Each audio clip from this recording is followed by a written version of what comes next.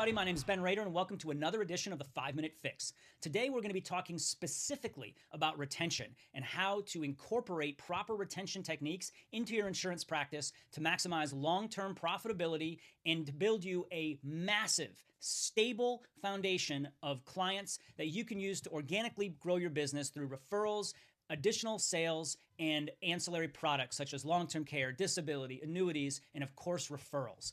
So you may already be doing one or two of these things in your insurance practice, but if you put them all into play every time with every client, you are not going to be viewed as that transactional agent, especially if you're selling over the phone and you don't have that personal connection with every client. So make sure that you are doing everything you can to build a relationship with every single client, even if they're only buying a $22 a month final expense policy. I know it's easy to build relationships with clients that are paying $300, $400, $500 a month, but sometimes there's more long-term opportunity in the $30, $40, $50 a month clients because they're going to refer you to all their $30, $40, and $50 a month friends, and then they have a greater network that you actually may be able to tap into in terms of referrals versus that one whale that finally bought something from you and you'll never hear from them again. So it all starts at the point of sale. Retention starts before you even finalize the application. That's proper carrier selection, accurate draft date, especially in the senior market. If you're dealing with Social Security or disability draft dates, if somebody gets paid on the 3rd, make sure their insurance payment comes out on the 3rd, not the 5th to give the bank some extra time. It doesn't work like that. By the time the 5th comes around, that money is gone.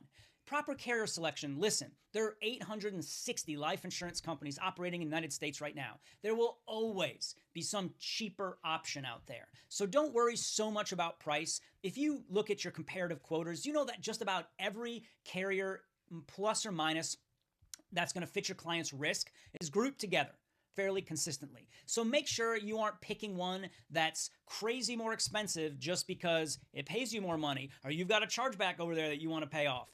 Do right by the client in terms of carrier selection. And again, it doesn't have to be the cheapest one every time. Sometimes getting it done and making sure they can get coverage is more important than something that's $4 a month less expensive, but they're never going to be able to get through the app, or it's going to be much harder to get approved. So keeping all of that in mind, ease of use, getting the client approved, and keeping it in that general target area where all the other carriers land, that's step one. Step two, coordinate that draft date. Don't let them tell you to take it out on the 10th when you know they get their disability on the 1st or Social Security on the 3rd or their pension on the 5th. Don't do it. Tell them that the insurance companies don't want them to do it that way. They need them to set up their draft dates when they're going to get paid. That way you can ensure that there's never an issue or you minimize the issues for NSFs and all that other stuff. Number 3, downsell. I know we all like to write big policies. It's fabulous. But guess what? Big policies also come with big chargebacks. Now, we all like to minimize chargebacks, and we are talking about ways right now in which you will minimize chargebacks if you put these retention policies in place. But at the end of the day, if someone says, yeah, let me do $100 a month, let me do $200 a month, let me do $70 a month, I want to make sure that the first sign of adversity in their life, they're not going to quickly cancel that insurance. Oh, I need brakes on my car. Cancel the insurance. I'll just start it back up in the next year when things even out. We don't want that type of attitude.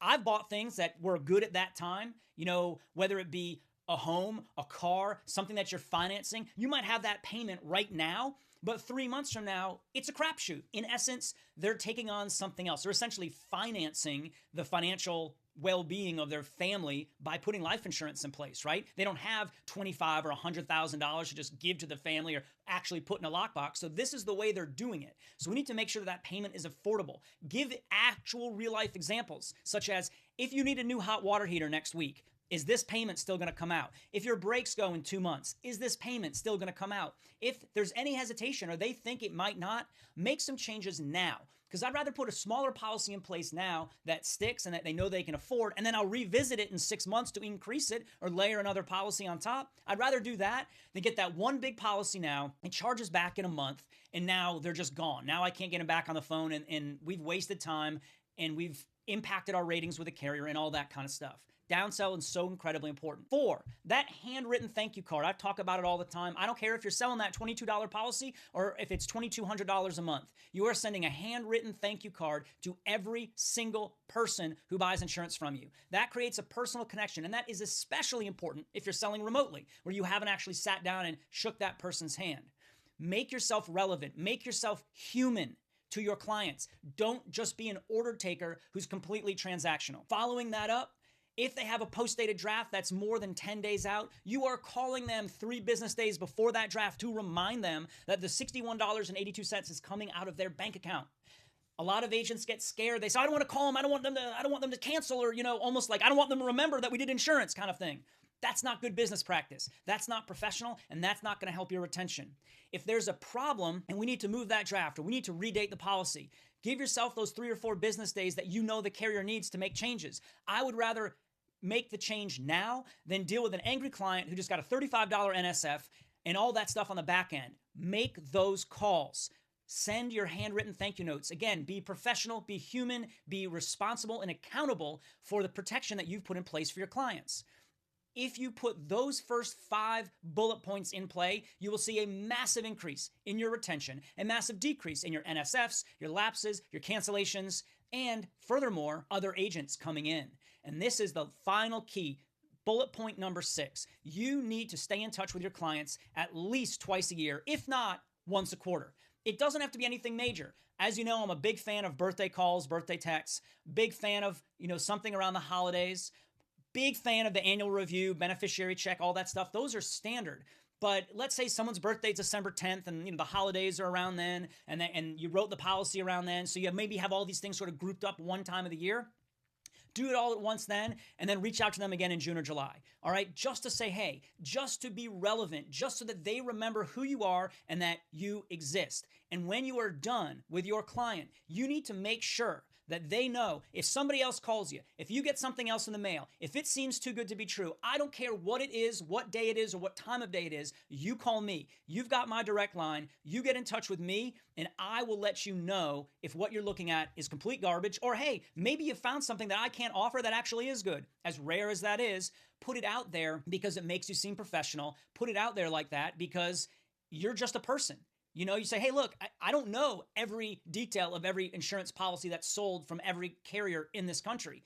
Maybe you stumble upon something, and if it's better, I'll let you know. But if it's not, I'll show you why. And that is so important to your long-term retention. Stay in touch with your clients. Don't be transactional. Do the little things. Those little things add up to a large, profitable foundation of clients that you can organically work from for the rest of your career.